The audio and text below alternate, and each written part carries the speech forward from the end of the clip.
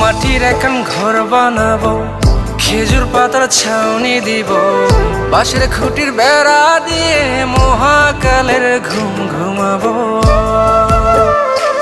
আমি মাটির এখন ঘর বানাবো, খেজুর পাতার ছাউনি দিব, বাঁশের খুঁটির বেড়া দিয়ে মহাকালের ঘুম ঘুমাবো।